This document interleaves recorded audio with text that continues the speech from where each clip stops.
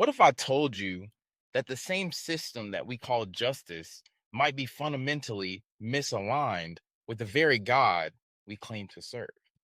We say God is in all things. We say evil is part of the human condition. We say no one is beyond redemption. But then we create a system that executes people and then sometimes gets it wrong. So the question becomes, is punishment divine or is it human fear trying to imitate divine judgment? Let me say something that should stop you in your tracks. Do you not realize that Jesus Christ is in you and that you are the temple of God and the Spirit of God dwells in you? People do not realize this.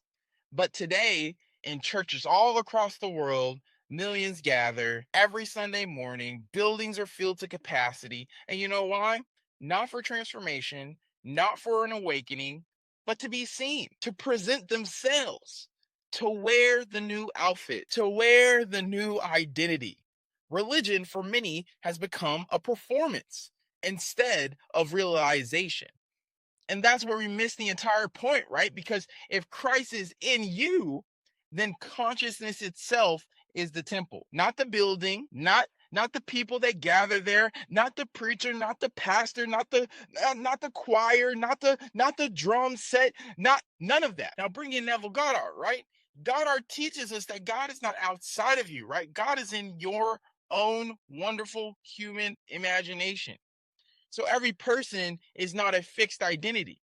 They are a state that is being expressed. Now, Joseph Campbell says what we call evil is actually part of the structure of the human story.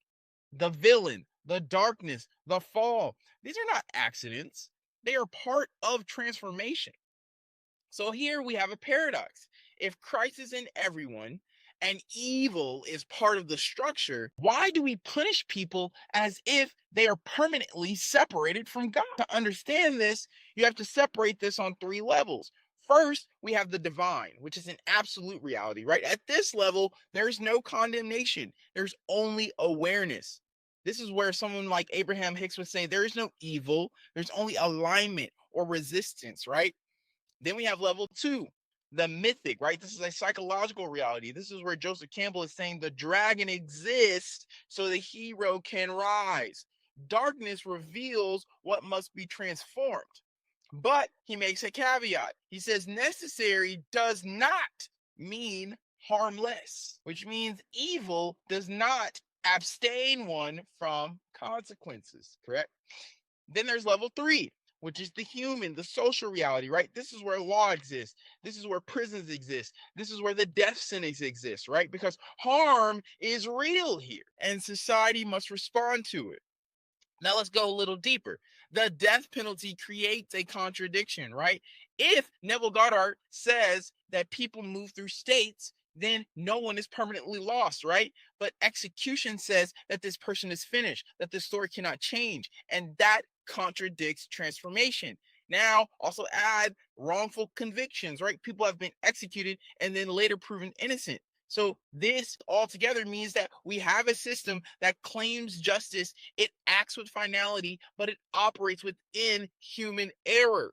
That's not divine judgment. That's human limitation pretending to be certainty. So what is judgment? At the human level, we feel like judgment is necessary, right? Because we need boundaries, we need consequences. But there's a danger in this, right? Because we confuse human judgment with divine authority. And divine awareness does not condemn, it transforms. So, my final thought here is that maybe the goal here is not to eliminate judgment, right? Maybe our goal here is to evolve it, right? So much so until justice no longer imitates fear but instead reflects